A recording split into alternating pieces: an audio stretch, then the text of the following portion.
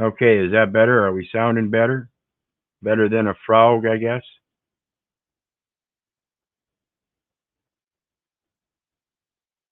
Anybody? Thank you, thank you. 5 by 5. All right, so let's talk about um, Congress, because Congress is who we're supposed to have a communication with in order to establish our own post. But there are different kinds of Congresses, so we're going to try to remember that as we go through this. But we're going to look at Congress as in the etymological sense to see what it actually means by intent. So let's take a look at it, folks. Remember, the StreamYard link is down there for anybody that wants to join. Congress, as a noun, circa 1400, a body of attendants. Also, meeting of armed forces. Okay? I keep trying to help everybody contemplate the concept that this is a military operation. Military operation, folks. Everything is military. And actually, it's not Congress versus progress. It's Congress with ingress and egress. Ingress and egress. We're going to see how that relates here. Because as we continue on, it says the sense of coming together of people, a meeting of individuals, is from 1520s. From Latin, congressus, a friendly meeting, a hostile encounter. Past participle of congredi, to meet with, to fight with. From assimilated form of com, with, together. See con plus gradi, to walk. So it would be to walk with. Step, from gratis, a step. To walk. Go. See, this is all relative to your freedom of movement. Your freedom of expression. When you step down with one foot in the earth, you make an impression. When you move from that, you make an expression. You express yourself from what you were impressing. You have a thought in your mind. You want to exit from your mind outwardly. That's an expression. You have to press it into something else.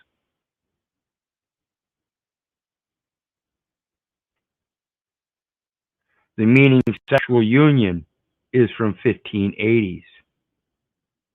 The specific sense of a meeting of delegates, formal meeting of persons having a representational character, is recorded by 1670s.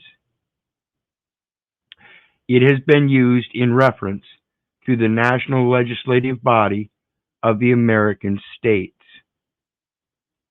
What does the legislative body do?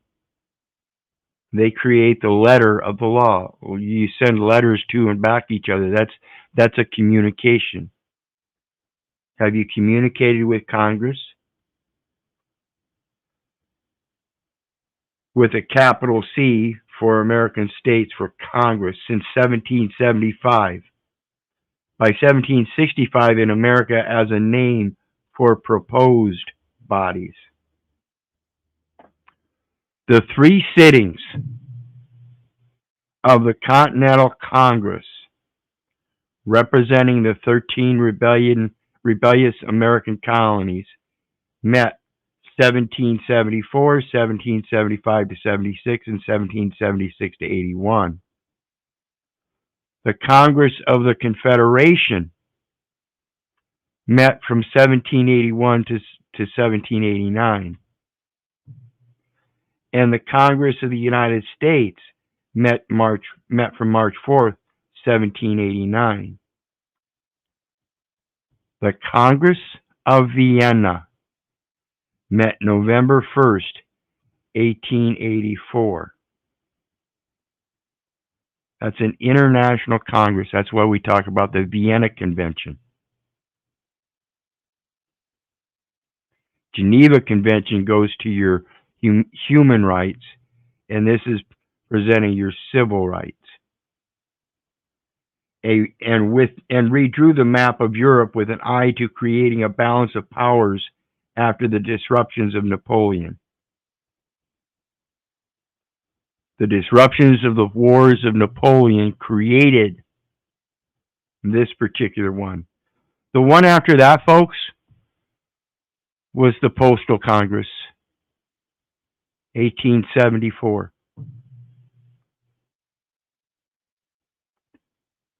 Con, Latin root, or Latin prefix root together or with, sometimes merely intensive. It is the form of com used in Latin before consonants. Da da da da. In native English formations, such as co-star, CO tends to be used where Latin would use con.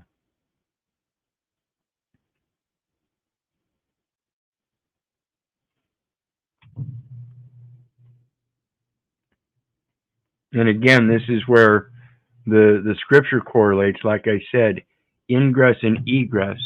The Lord preserves thy going out and thy coming in from this time forth and even forevermore. That's your ingress and egress. And the congress, the walk with, that's Leviticus 25, verse 23. The land shall not be sold forever, for it is his, and we are strangers and sojourners with him.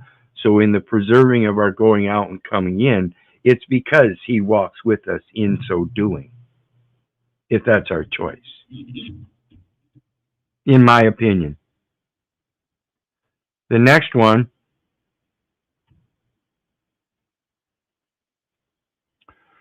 this is from the Congress of Vienna to present-day international organizations. And this is what I spoke about in last night and the stream before.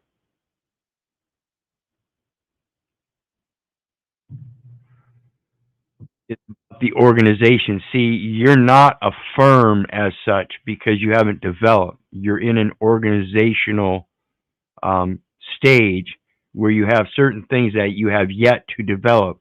So here's your forward-looking statement of what your intent is to develop and its effects. Your mission is what you're doing now to help manifest that. December 2014, number 3, volume LI, Conference Diplomacy. Diplomacy.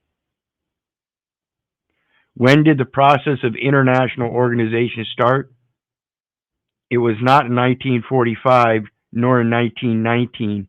Rather, it was the Congress of Vienna that proved to be the relevant turning point in history when certain conditions allowed a number of European states to set in motion a series of innovations.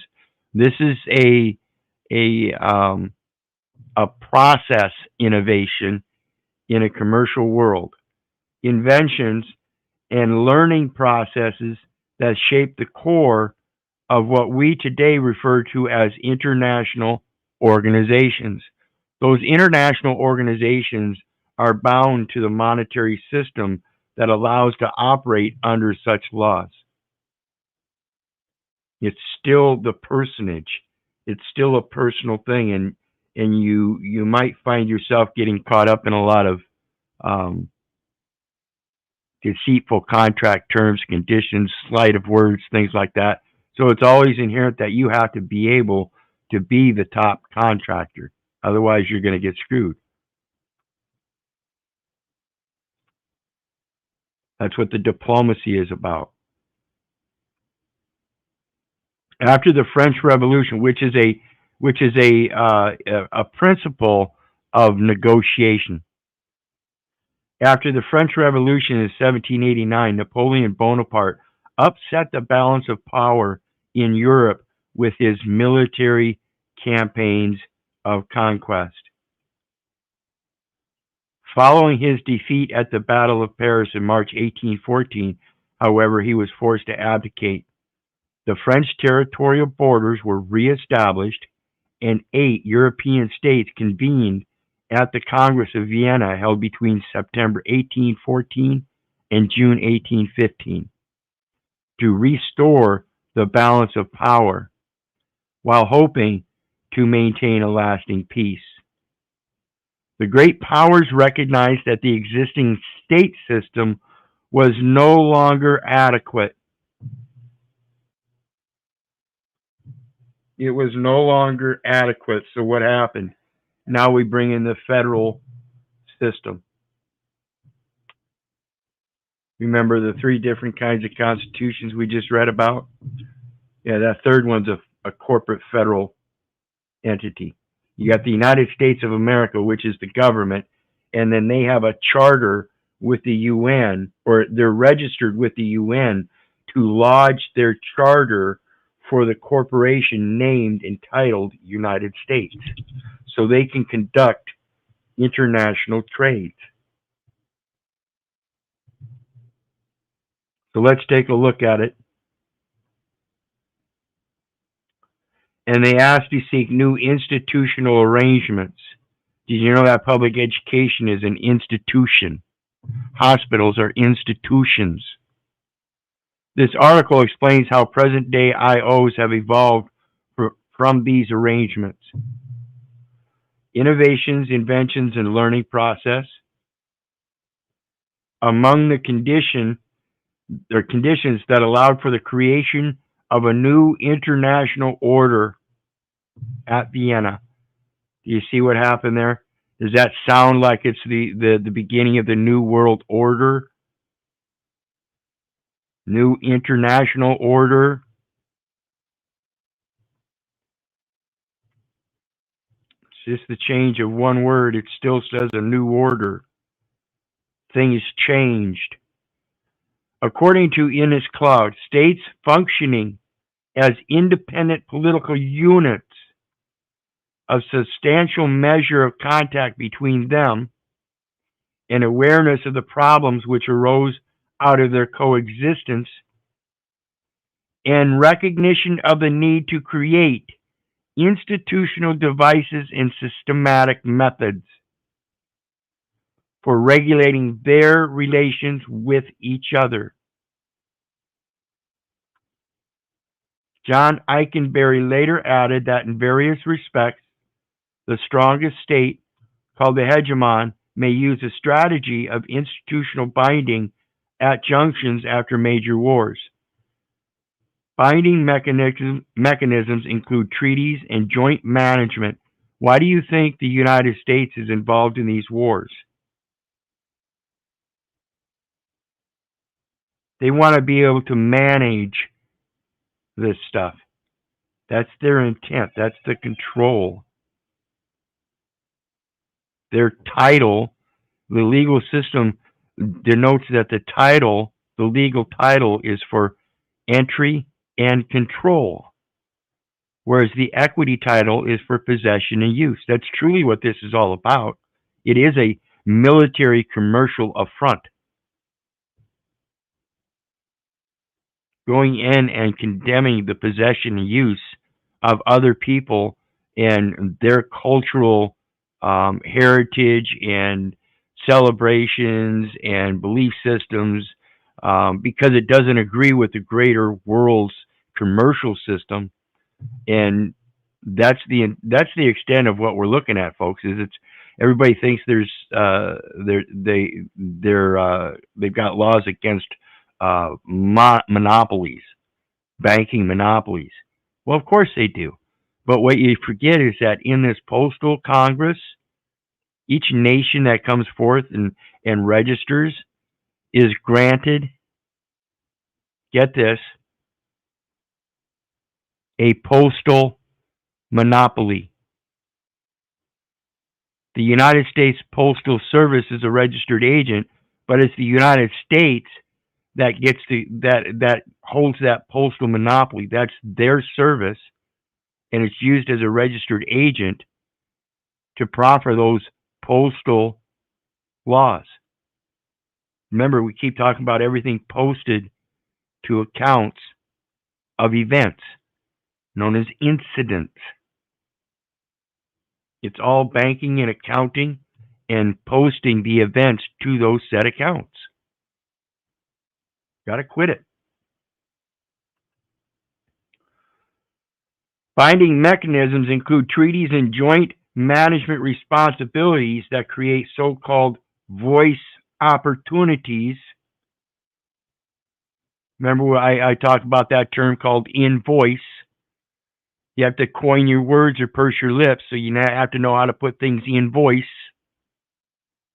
itemize them, categorize them for participating actors because you're performing the functions of a public official, and provide procedures to mitigate or resolve conflicts while simultaneously raising the costs of exit. In order to achieve the desired settlement, the hegemon must be generous during negotiations and lenient with regard to less important matters, which the United Kingdom of Great Britain and Ireland, the new hegemon at the time, was willing to do. In case you don't recognize that, folks, that's kind of like if you want equity, you got to come with equity. So you got to kind of be fair across the board and just look at it as a learning institution, a greater truth. Knowledge gains. The more knowledge you gain provides better access to more opportunities of experience, which allows you to have a greater wisdom. The more wisdom you have, the greater truth you achieve. Among the innovations agreed upon in Vienna were new regulations for diplomatic relations. Remember, it's the diplomatic channels of notice. That's the registered agent already listed, the Postal Service, process of service, such as the official titles of successive classes of state representatives. That identification or that driver's license or that employment ID, that social security card, those are all matters of classes of state representatives. And the precedence of states in alphabetical order. These basic rules simplify both bilateral and multilateral diplomacy, evolving into a continuing process of codification of customary diplomatic relations.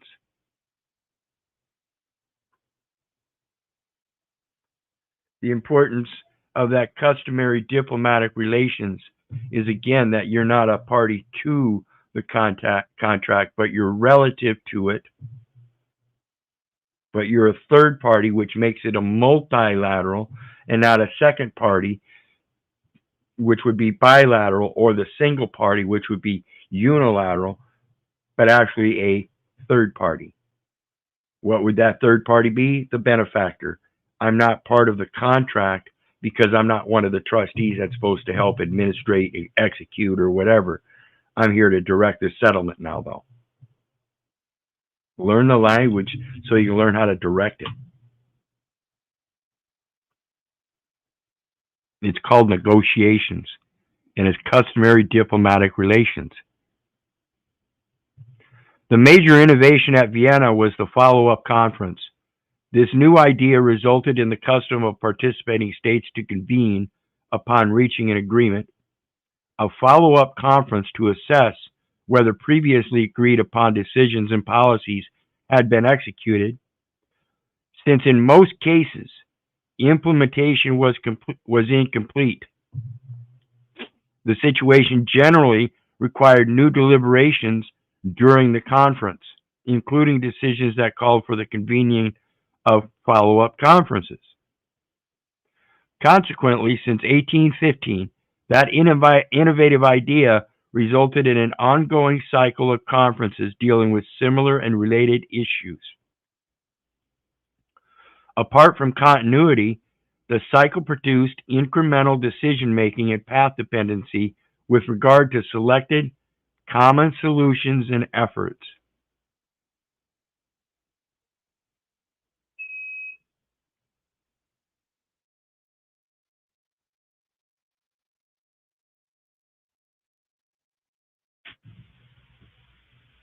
Sorry, my machine was beeping. Path dependency was promoted by written documents. Path dependency, in other words, the path that they would follow, the route that they would transit, was promoted by written documents. So that would be a directive telling them what path to take. As a rule, the act finale of a multilateral conference contained a summary of the work done and an annex of documents that participating governments had signed. Treaties resulting from these conferences built on previous agreements, enabling the further development of international law. Telling us that international law and treaties are integral. They go hand in hand. One doesn't work without the other. The early years of conference diplomacy, however, also witnessed a thorny learning process of negotiating and cooperating diplomats. Remember, these are the basic elements that I've been talking about for a number of years. Everything, all those instruments are negotiable instruments. You're supposed to be able to have equal consideration and equal benefit. You do this by cooperating in your negotiations. You do this by learning diplomacy. They had to accept the appearance of non-diplomatic participants, such as experts and representatives of organized citizenry, and adjust to new arrangements, including preparatory conferences which would precede diplomatic meetings. Okay? So now they're having meetings prior to the diplomatic meetings that wouldn't include the diplomats. It implies there's some kind of internal private meeting. In order to make progress, they also had to approach the formally agreed upon rule of unanimity more flexibly by voting with a degree of practicality. I don't know how that works. I don't think it's too practical for me to have to go through all this. Furthermore, the telegraph and newspapers began to spread information about negotiating processes. From the beginning, this system of multilateral conferences was characterized by openness, with citizens traveling to conferences initiated by their governments. So here I want to impress upon everybody, like I said earlier, do you have a communication with Congress? And no, I'm not talking about going to the voting polls and pulling some lever for a president or something like that. Eventually, yeah, there is going to be a communication with the president as well, because once it passes through Congress, just remember Schoolhouse Rock. On just a bill, once it passes Congress, it goes on to the president. Okay? Understand the process and how to make your yay be yay and your nay be nay. You don't just pipsqueak it out as a mouse at the lowest level and hope that it makes its way to the top. You know how to make it to the top first and then scream it out.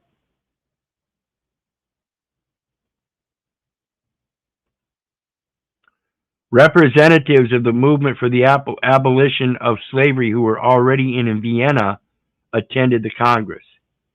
And in turn, governmental representatives attended a privately organized conference.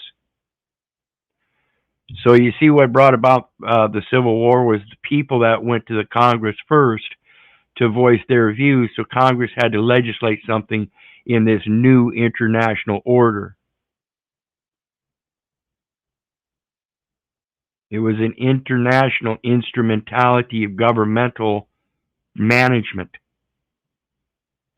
Governments appreciated such instances because of the expertise and the insight into issues under consideration that those non-governmental organizations brought to debates. While NGOs regarded multilateral conferences as an opportunity to influence official decision making. If not invited, they would invite themselves. I want to point out here, I did a video on Gary Davis, the man with no country, and how he walked in on the UN in session and interrupted them for his little tout about being a world citizen. He relinquished his citizenship to the United States after World War II because he found out it was a big corporate fraud. That's not an exact quote, but in a sense, that's the way the story's portrayed. So, and again, folks, this is just my opinion. Take it for what it is. My comments are already known as inventions, fabrications, and fictions.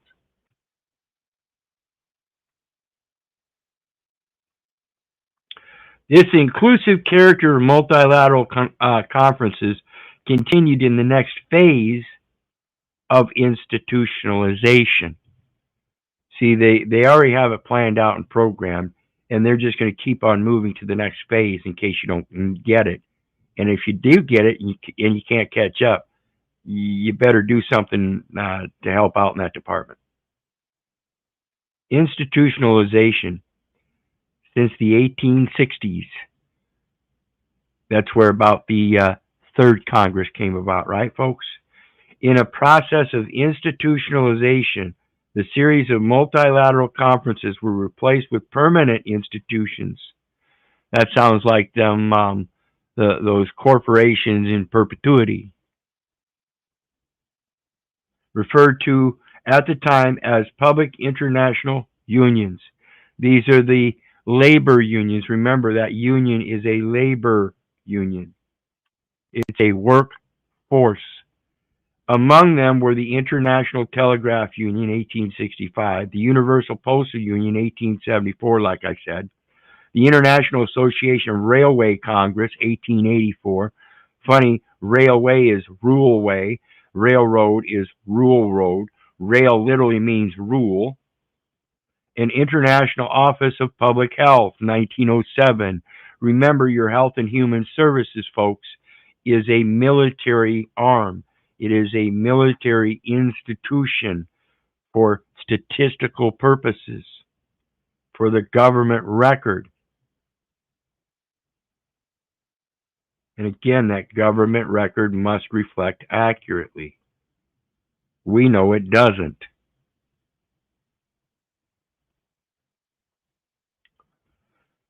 Let's see here.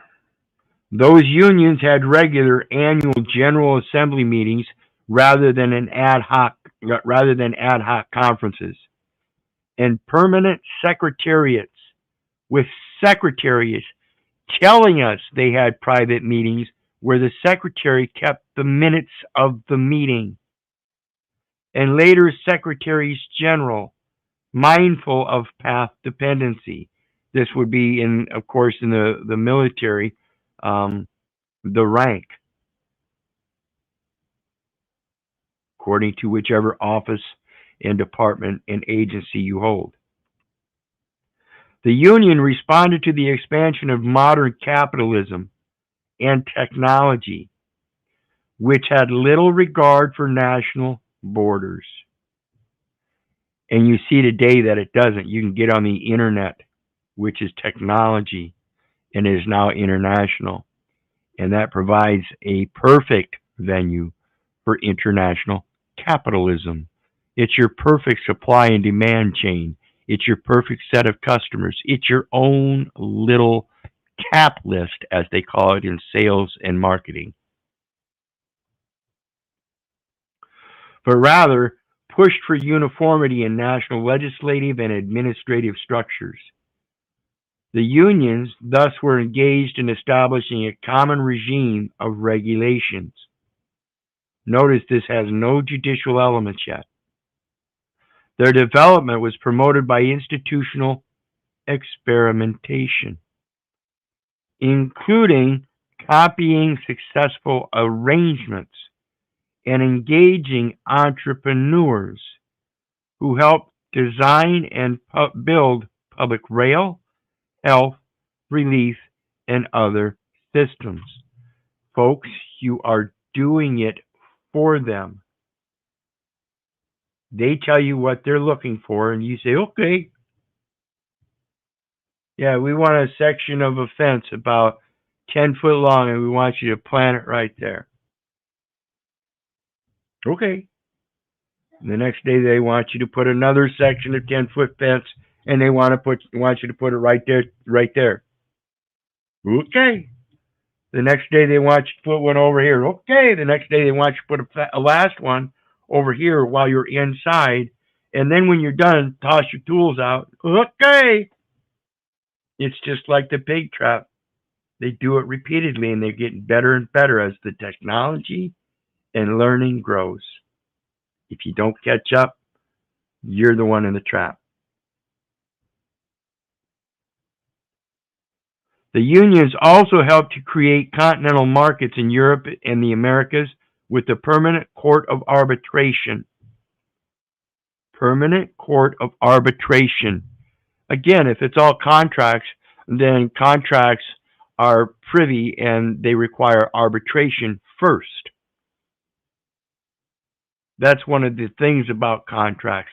They automatically imply arbitration because, again, they're negotiable instruments. They're negotiations had in peace.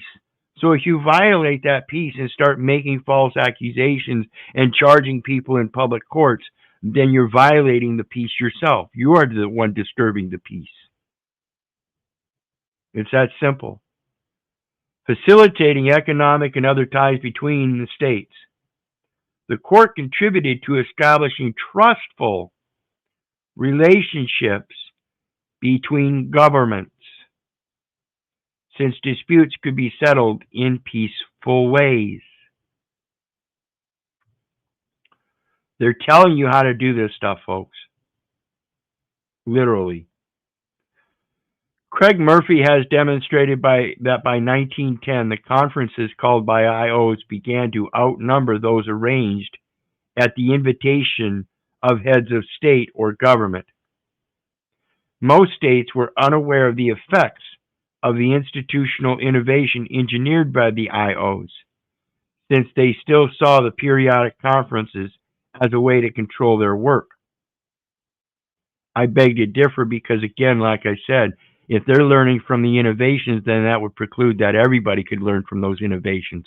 I can't wait for the guy that steps up with somebody's new innovation and makes a market improvement on it because he knew something different but applied in his whatever new technology came about. There are amazing ways to match up talents with different things as we learn and grow in technology. One of those I want to point out that's right before your eyes.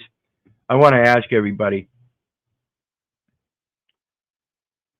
when it comes to the ancient artifacts from like Egypt or Sumerian Empire and stuff, and they see how the perfection is had without knowing how it's done, and claim that they don't have this kind of tech. I want to ask you about one specific thing that they make over and over and over again, known as billiard balls.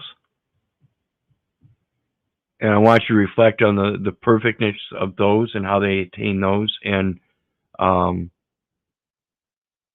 the fact that you can smack them suckers hard as hell at each other. I don't think I've ever seen one break. Just saying, the limits of technology, I think, are kind of embellished. So anyway, let's get back.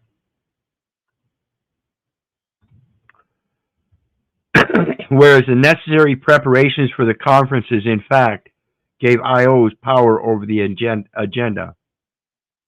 Well, yeah, you would think that if you're going to be prepared, like in a contract that is going to end at the end of the year, So you got to renew it at the end of the year for another new year. And thereby knowing that again, repeating itself, that at the end of the year, it's going to expire. So you're going to have to want to renew it if you want to continue on in that contract situation. So you have to be prepared year after year. It's called learning and going with the normal course of business.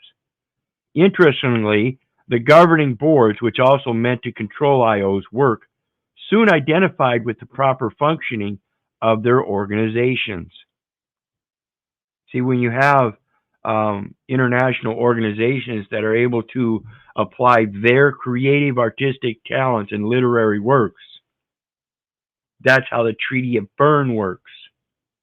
It helps control any kind of military takeover or merger of some kind of literary and artistic work through any kind of military ID, government ID, institutionalization, public education, hospitalization, taxation. Think about this shit, people. It's ridiculous. And that's, again, functioning of their organizations, performing the functions of public office, or you're performing the functions of an international, quote, organization as a single member entity. Don't you have the diplomatic right to be a prophet unto the nations, even in your single member entity, because he knew you before he formed you in the belly, and he's the one that sanctified and ordained you to be said prophet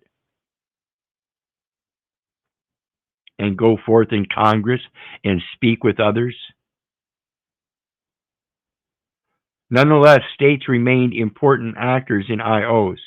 The number of states rose from 23 in 1815 to 44 in 1914, and the number of IOs from 1 in 1850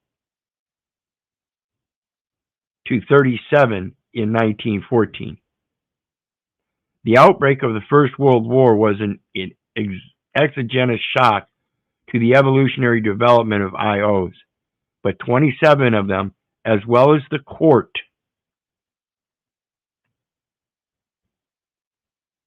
survived the war period, mostly as a result of the Secretaries General's cautious leadership.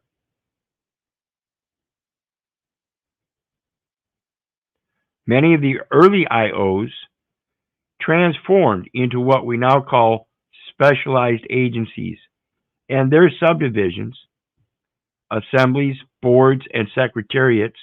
Remember, we spoke about the boards. That's the selective service is responsible for all, or for the board or boards within its local jurisdiction. All administration and operations of the board or boards within its jurisdiction. So it's the selective services jurisdiction. It's a military jurisdiction of which they are operating and administrating probated estates as if though they own you in a military fashion. You were born in a hospital as a foundling, called the infant ward. Became institutional prototypes for the League of Nations and the United Nations system. A fundamental debate took place during the draft of the Covenant of the League of Nations in Versailles in 1919. Now notice, covenant is a little bit different than a contract. Understand that a covenant is different than a contract. Covenant, we'll talk about that sometime, but a covenant,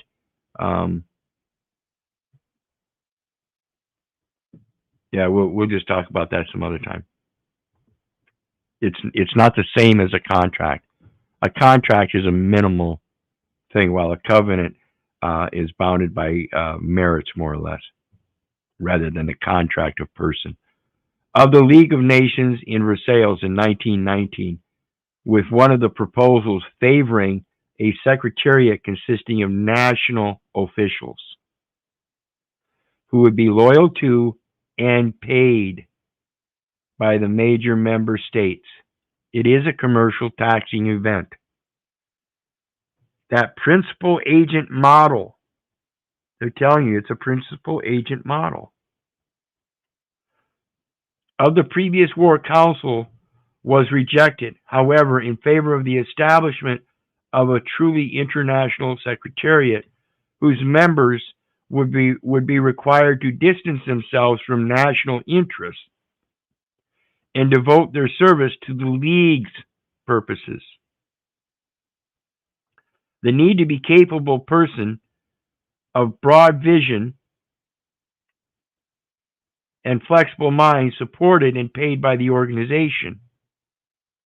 Again, a paying thing. Eric Drummond, who became the League's first Secretary General, defended the latter position, which was in line with the Secretary experience of public international unions.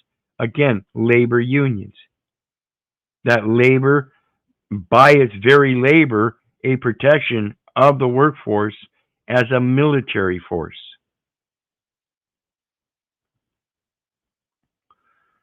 Although the organizational structure of the League and the International Labor Organization, as well as the candidates for executive offices, were subject for political discussion between the founding states, there was little reflection upon the requirements for the office and the expansion of the bureaucratic apparatus.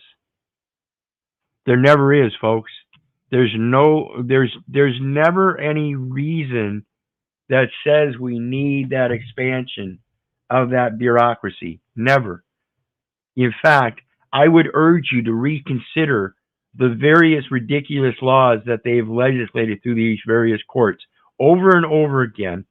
And I remind you to think specifically of the California law that outlawed plastic straws and paper wraps so they could turn around and start using paper straws and plastic wraps and totally still refuse to acknowledge the greater issue was the plastic cup and the plastic lid that they had to stick that little straw into to begin with.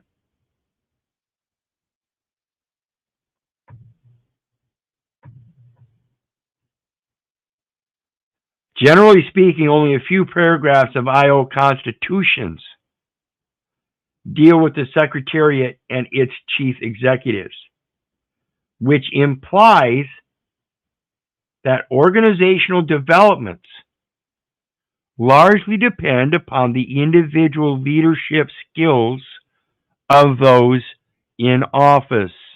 If you have somebody that has no leadership skills, I don't care what kind of business experience he's got. I don't care what kind of construction experience he's got. I don't care if he's a ladies' man. I don't care if he's making $500,000 a year. I don't care if he's making $20,000. I don't care if he's making $1 billion.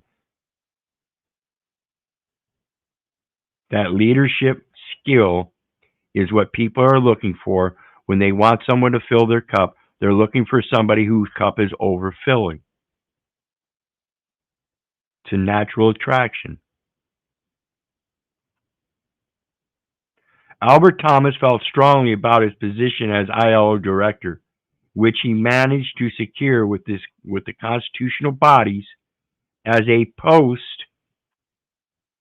not unlike that of a minister introducing and defending his proposals in Parliament.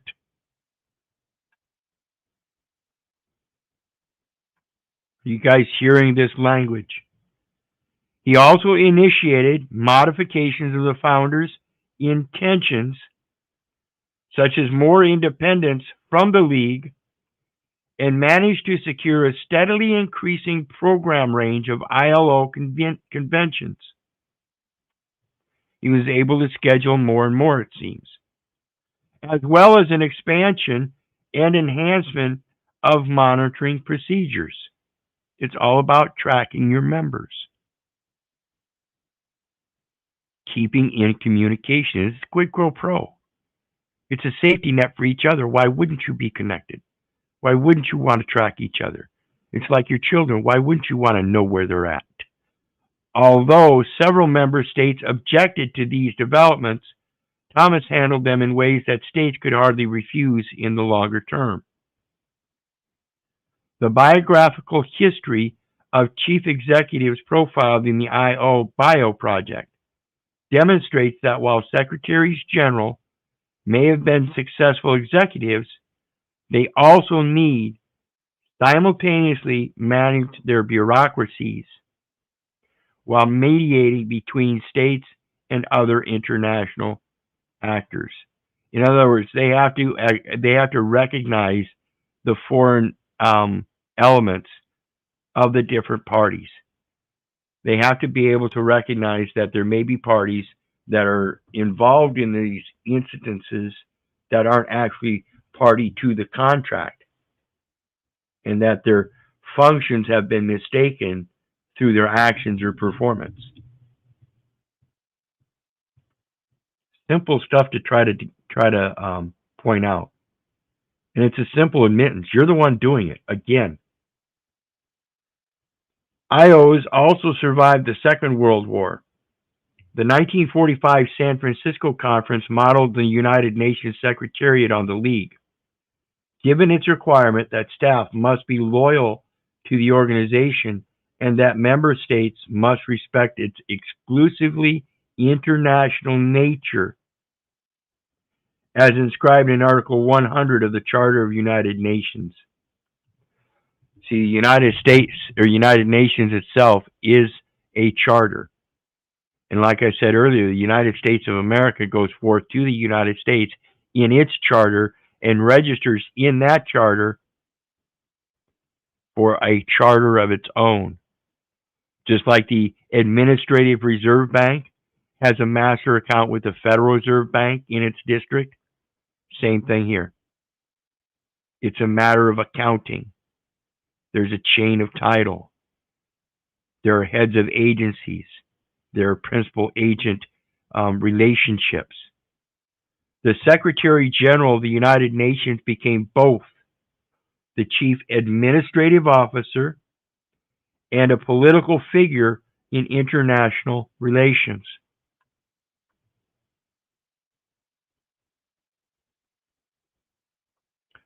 Several Secretaries General succeeded in creating elements not mentioned in the Charter, such as the observer position of IOs. Again, that third person outside of the political organization that's trying to consider them.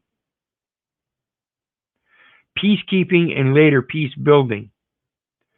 Important elements in the development of the system as a complex of multiple large organizations requiring capable leadership are coordination,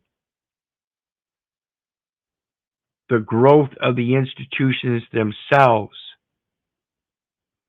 with bureaucratization processes and related challenges, staff professionalism, and management of demands by member states that also exert financial pressure. Everybody's got to be compensated for their demands. When somebody's going to make a demand on you, if you want to fulfill an obligation by making a equal consideration of demanding something in return, it's called a financial pressure. It doesn't have to be finance. It doesn't have to be financial. It can be a mere swap exchange of assets.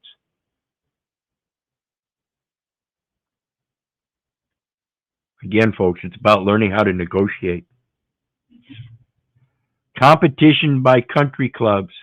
This article argues that the evolutionary process of IO started at the Congress of Vienna in 1815 with the invention of the follow-up conference, followed by a process of institutionalization, the establishment of an international secretariat, and an expansion of executive leadership roles. All these elements still matter, although many challenges remain. That's a forward-looking statement admitting that there are improvements that need to be made, and they're willing to go forth with the intent of fulfilling those obligations. Listen to the language, learn how to compare it to the equity, and put it in your contracting. Anytime you're making an agreement of anything to cooperate with someone else, it's a cooperative agreement. Done properly, it's the creation of a simple trust wherein trust shall not fail for want of trustee. So it's a simple gift from myself to the other party, and then the equal exchange for equal consideration, equal benefit is his gift to me. We don't need a third party trustee in the middle of that. For a long time, the post war international system comprised three main actors: nation states, IOs, and NGOs. Country clubs, such as the Group of Seven and the Group of 20, became a fourth category, may be regarded as competitors to IOs. The common definition of IOs require three or more member states, a written constitution, and a permanent secretariat. Country clubs, however, are more informal and meet only on the first criterion. Common definition requires three or more member states. So all you have to do to have a country club is have three or more members. 1, 2, 3. Is that a trust?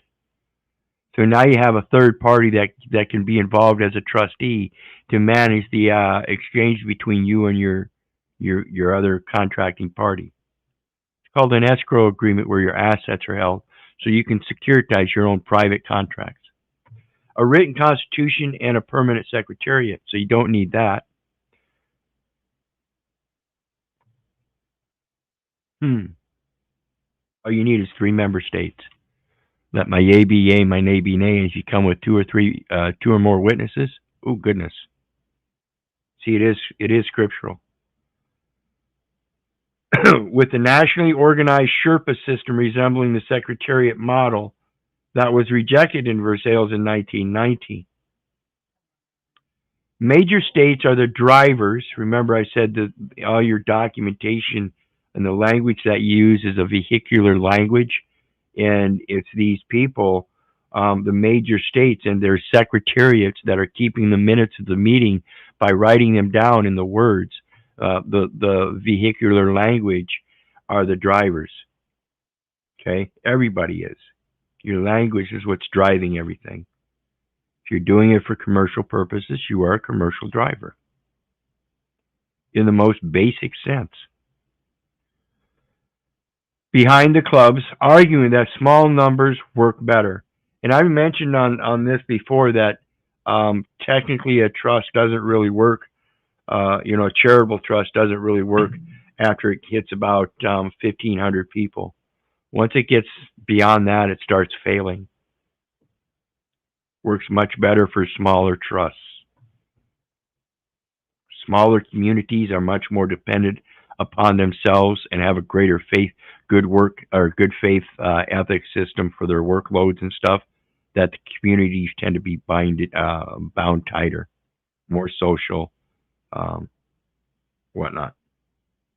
However, this creates legitimacy issues and troubles IOs, since club decisions postulated by elite groups of states present IOs with demands and instructions that may conflict with their policies and constitutionally defined procedures. See, it's what constitutes you. Are you going to follow that Constitution? Do you know what Constitution it is? Do you know what has a greater power? Again, these people are always talking about your constitutional amendments and da da da. No, that's a constitution that has a greater constitution to it. A fortiori. The more knowledge you have leads to a greater wisdom, to a greater truth. And that greater truth, again, is that postal Congress that has a constitution of the International Postal Union, wherein that is the one that grants the United States of America a registration in the United Nations to help enforce their Constitution of the United States. It's a contract.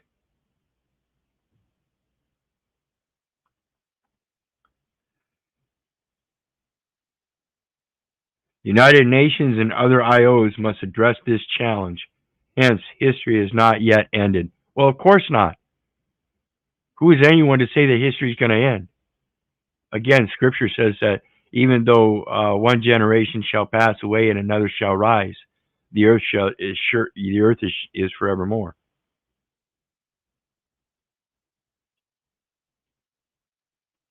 So let's go to the next one, the last one, which is what this is all about.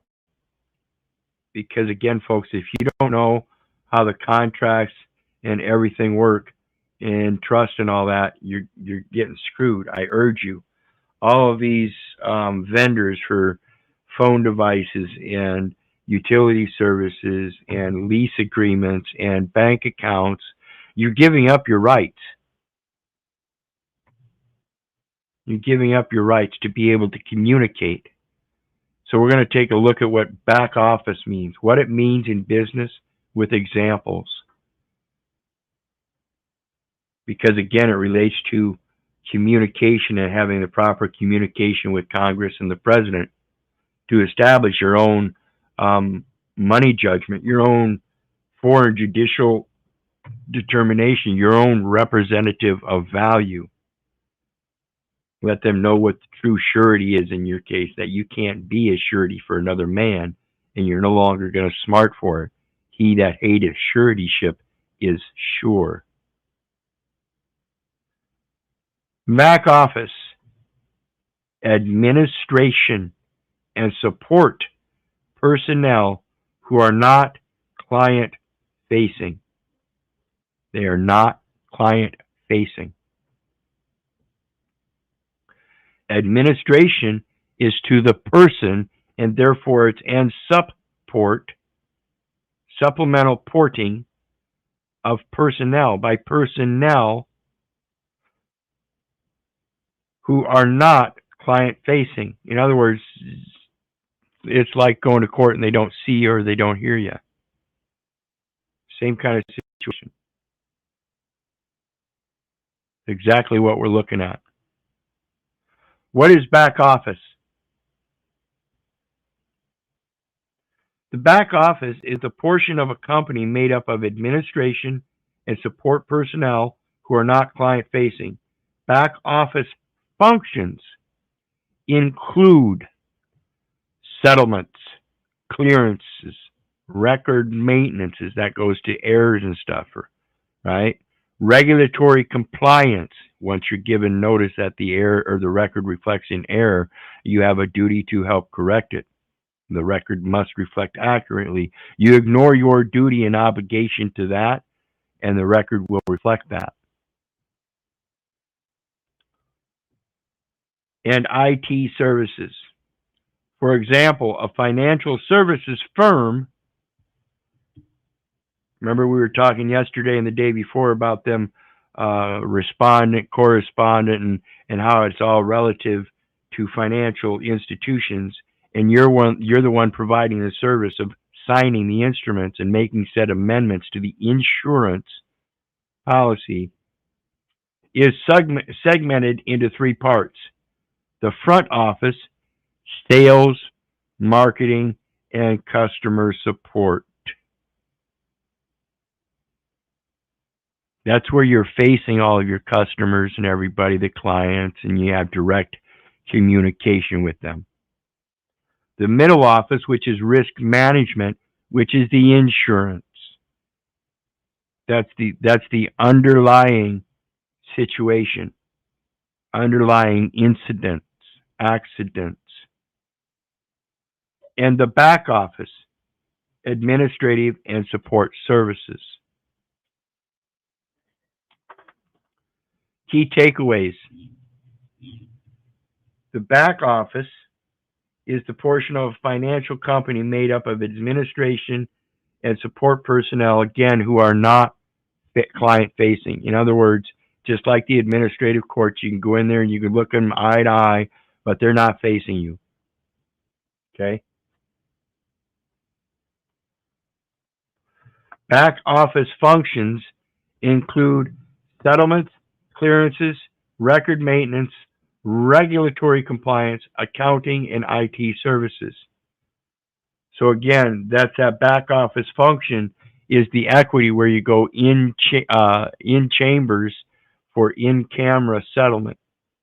You want to clear everything and fix the record and make sure that it now complies with regulations because the accounting is out of balance and the time certificates or time stamps that have security certificates attached to them in that electronic record will prove that they are in error. The term back office originated when early companies designed their offices so the front portion contained the associates who interact with customers, and the back portion of the office contained associates who have no interaction with customers, such as accounting clerks.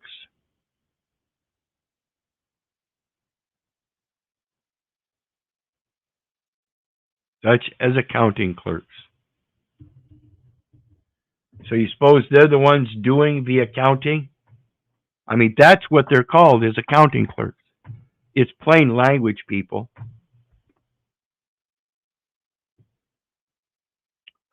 How the back office works. The back office can be thought of as the part of the company responsible for providing all business functions related to its operations.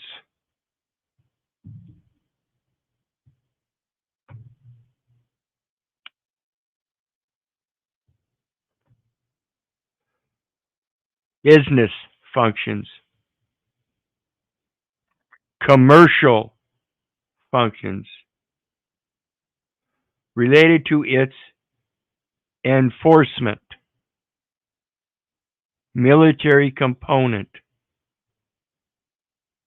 responsibilities. Despite their seemingly invisible presence, back office personnel provide essential functions to the business.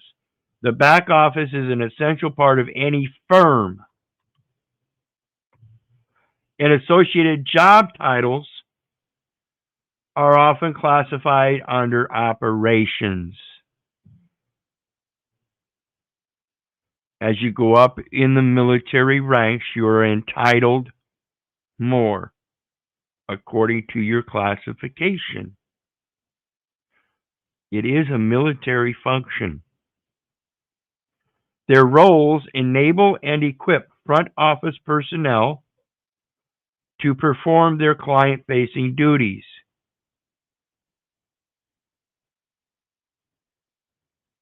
I'm just doing my job. Let me go talk to my boss. You don't get to talk to the boss, but he does. Internal communication. It's a communication block. The back office is sometimes used to describe all jobs that do not directly generate revenue. In other words, they're regulatory. They're mandatory. It's not a matter of sales and marketing in the commerce side. It has to do with ethics and making sure things are done according to the letter of the law.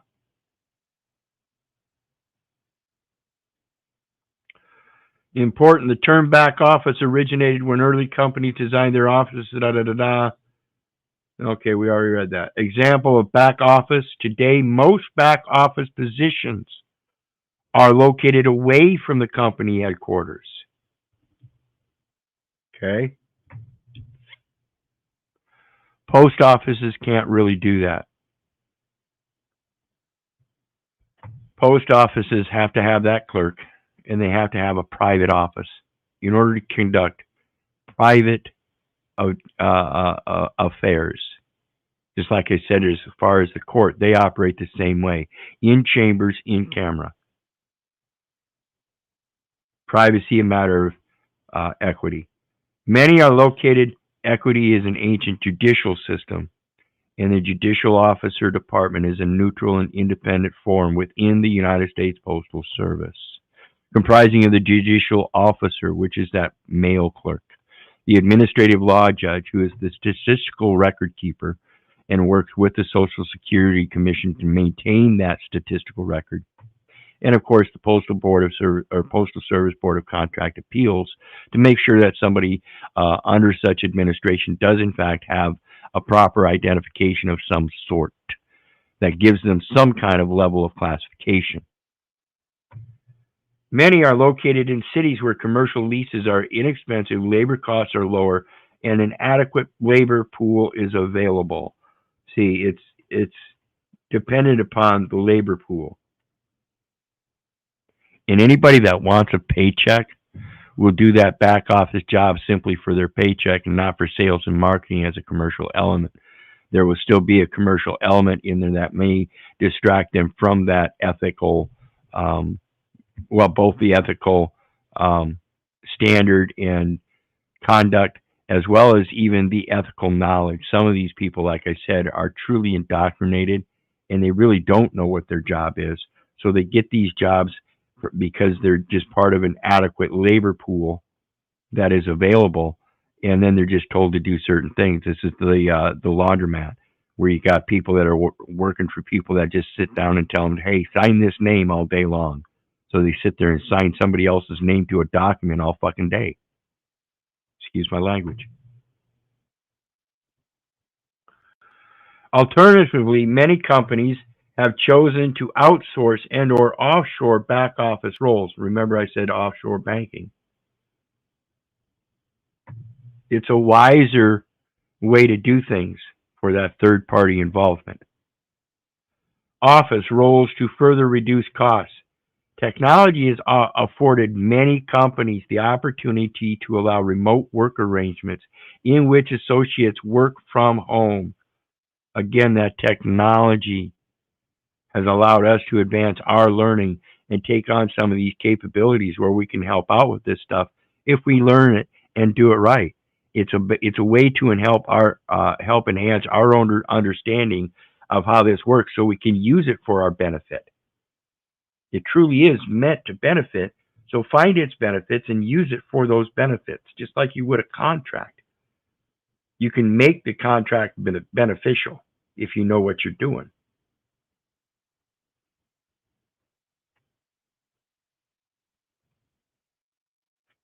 Benefits include rent savings, like that maintenance. If you're going to be signing a rental agreement to take care of the maintenance, well, the maintenance, as we showed you, is even part of maintenance of a record, maintenance of the premises.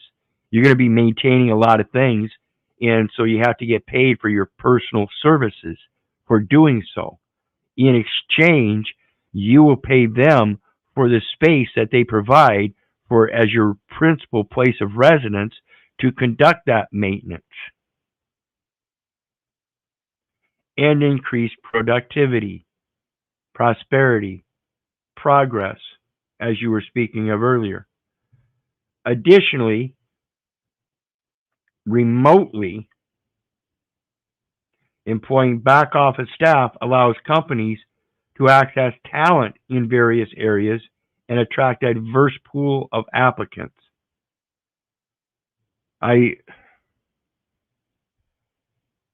I have a hard time with this because I know, according to the statistics anyway, that we have a reading comprehension here in the quote Americas of a seventh grade, eighth grade reading comprehension. So I find it kind of hard to find a access to talent simply because various areas have diverse pools of applicants. If they're educated by the United States public education system, I urge you to reconsider and really look into their talents. Some firms offer incentives to employees and applicants who accept remote positions. For example, a financial institute or financial services firm that requires high-level accounting could offer a $500 per month housing subsidy to experienced CPAs to work from home. If it costs $1,000 per month to secure office space per individual, a housing subsidy of $500 per month would result in an overall savings of $6,000 per year. The cost savings can be significant when employing many remote professionals.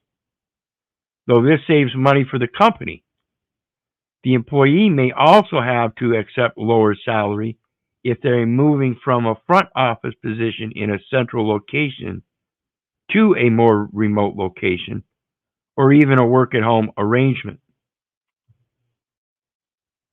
So it's about learning how to negotiate your contracts. This is exactly what they're talking about. They're telling you that all you got to do is negotiate it. There are different options. Back office interaction with front office. Although back office staff members do not interact with customers, they tend to actively interact with front office staff because they're internal, principal to agent, agent to principal. Okay. For example, a manufacturing equipment salesperson may enlist the help of back office staff to provide accurate information on inventory and pricing structures. Well, of course, that would be reasonable. He would want to know what he's selling and how much it's supposed to sell for, so he could use his various different talents of providing a corning of his words so that he could make such sales. Real estate marketing professionals frequently interact with sales agents to create attractive and relevant marketing materials. It's the importance of knowing what you're selling and what it does, its function. It's the importance of knowing what your function is and how it's being bought and sold on a regular daily basis as you bond yourself into servitude with all those documents that you sign. Every day you walk and drive back and forth to work, believing that you have a driver's license for a reason, and that's so you can get back and forth to work. It's a commercial instrument, and you're supposed to be making a salary on that.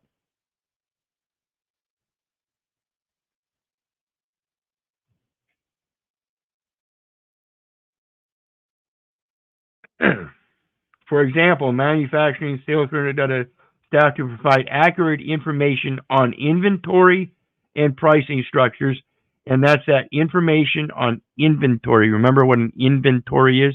In ventilation orally. In vent. Your mouth is a vent. It's an air vent. Inventory, and you orate.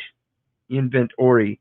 You give a itemization of the invoice, a list of things that you're looking for or have been found and put on a list. It's an inventory, invoice. They're almost the same thing. Think about the language and what it's saying. And it says real estate marketing professionals frequently interact with sales agents to create attractive and relevant marketing materials. So you got one guy that's going to create advertising and marketing strategies for the guy that's directly showing the houses, known as a real estate agent. And IT professionals regularly interact with all divisions within the company to ensure proper functioning systems, so that you don't just do it in your definitive paper form by creating signs that you stick up in yards, but you create online internet technical ads that will be seen around the world, if that's the kind of venue you want to spread it to. Otherwise, you can keep it to a more local venue.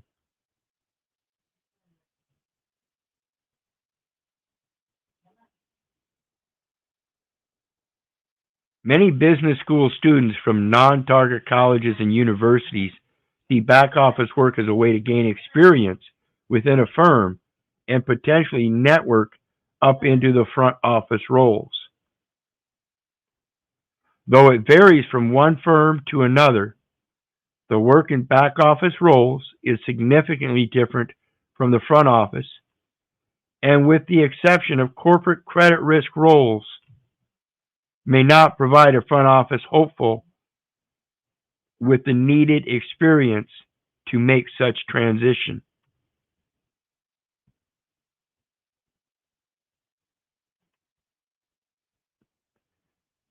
I want to point this out because it's important to pay attention to the language here, folks. With the exception of corporate credit risk roles. What is a risk? That's why they have you have insurance.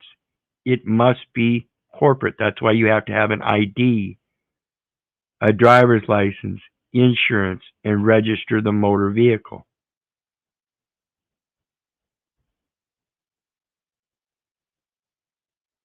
May not provide a front office hopeful with the needed experience to make such a transition. Freedom of transit, freedom to transition.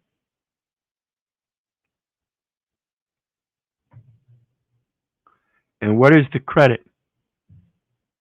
That's the insurance. Like I said, you've been paying Social Security and FICA throughout all your employment checks.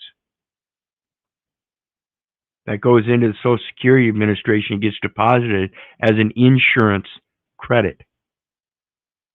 That's why it says corporate credit risk roles. You took upon the role of placing liability on the public record as the insured, and you never expected nor intended it, and it was due to continuous and repeated exposures to the same conditions that caused that liability. Now that you know it, you're supposed to stop. But again, folks, don't believe me, don't believe your neighbor, don't believe the government. For crying out loud, don't believe your mother. Do your research so you know.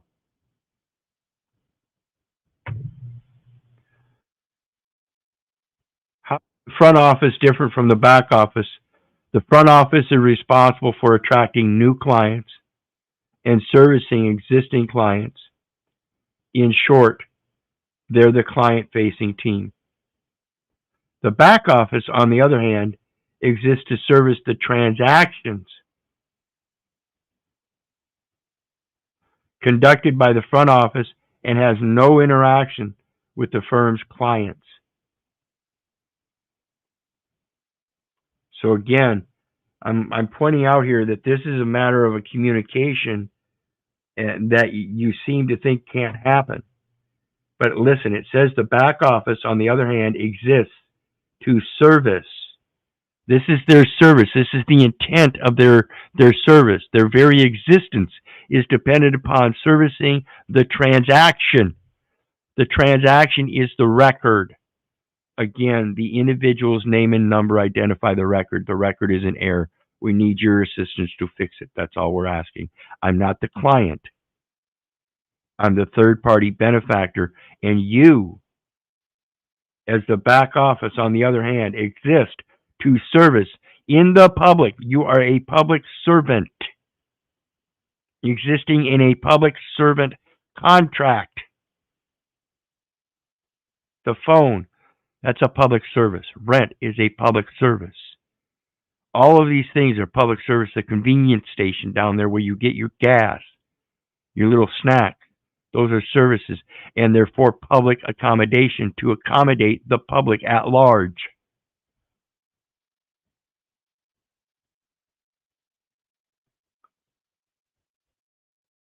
However, it could be said that the back office's client is the front office. So it's the back office that's going to keep all these records and everything and make sure that they're regulated and follow the regulated guidelines and they're accurate, true, and correct. They're going to hire the sales and management and advertisement of other people to do that, and then they just stay in communication with and make sure that everything they're receiving from that sales and marketing is supposedly following regulations. And that's if the sales and marketing is getting the right information. How are they getting the right information if you're giving them the wrong information? What's your name and address? Okay. You just made one of the most critical errors. You gave them a name and address that is according to that legal entity. You gave them a national address format with the zip code and all that, the street name, security with its bonding number, and by doing so, you created the impression in your expression that you were the public servant agent, that you're the one that's supposed to provide the accommodation, that you're the accommodating party. Oops.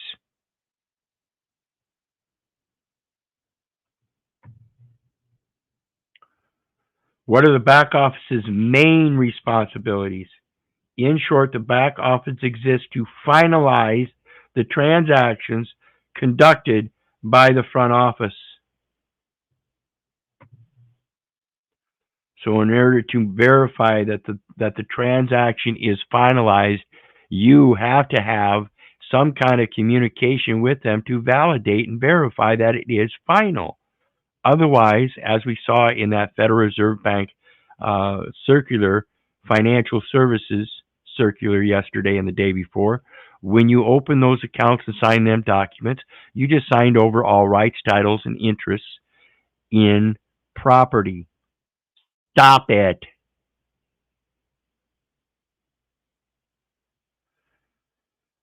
This includes confirming transactions and settlement instructions with the back office of the counterparty.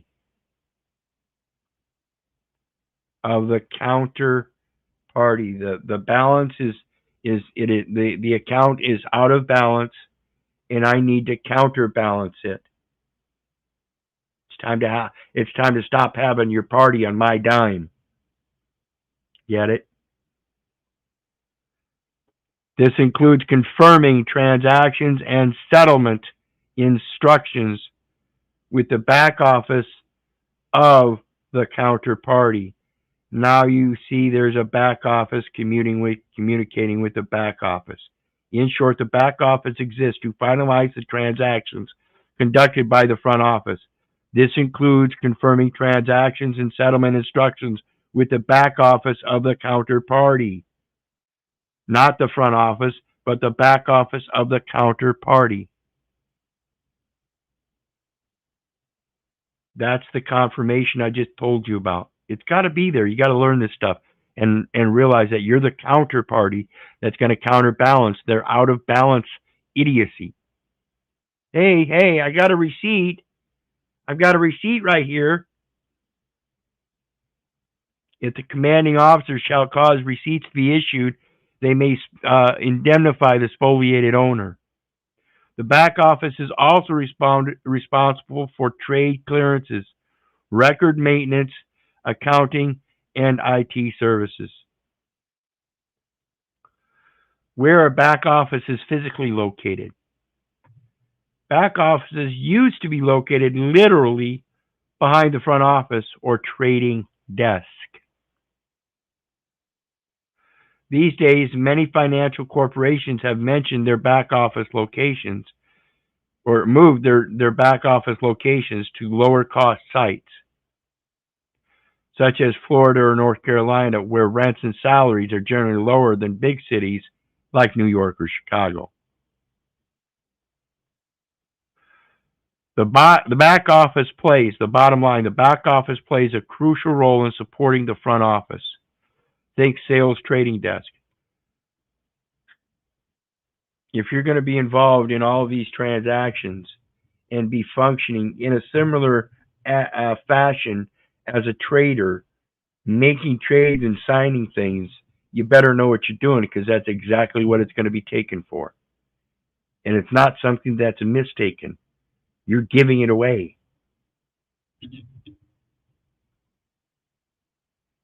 By processing the trades made by customers of the bank or for the bank's own proprietary trading operations.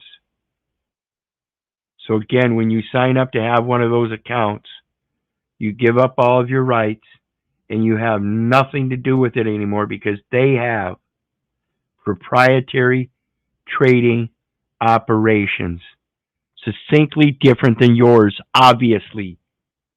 And had you known that, I don't think you'd be opening a bank account. So I urge you folks to go look at your bank accounts again and review the the Federal Reserve Board's financial services thing we just reviewed the last couple nights. It literally tells you in there, when you're opening those accounts, you give up your rights to rights, titles, and interests in property. That's very ambiguous and covers a very large territory. In property, you give up your rights, titles, and interests. Better rescind that shit. In my opinion, and this is not legal advice, just according to the plain language. Some of the functions of the back office are confirming trades and settlement instructions, clearance, record maintenance, regulatory compliance, accounting, and IT services. It goes without saying then that the front office activities could not be processed without the back office. This goes the same thing with your own life, folks.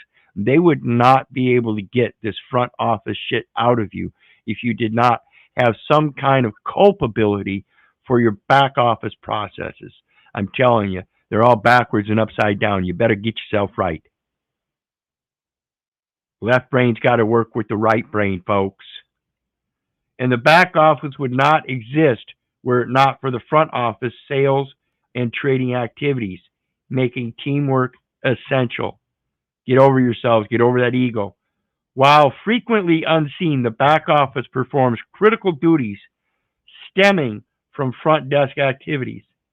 By the same token, back office operations are a cost center, leading many financial firms to locate their back office or operation teams in lower cost locations like Florida or North Carolina, where real estate and labor costs are lower than the city where the head office may be located.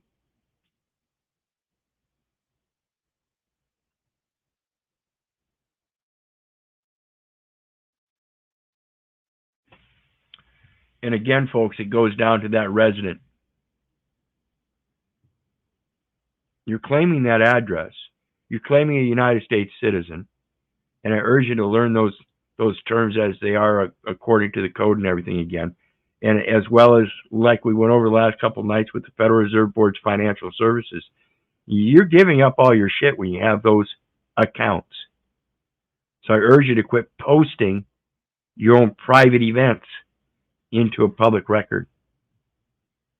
You're defaming yourself, all for a popularity contest because you think you want your name to be known. I urge you to reconsider. I urge you to reconsider. In the meantime, I want to thank everybody for joining me tonight. I appreciate everybody's support. There are PayPal links down in the details section for anybody who wants to share some love.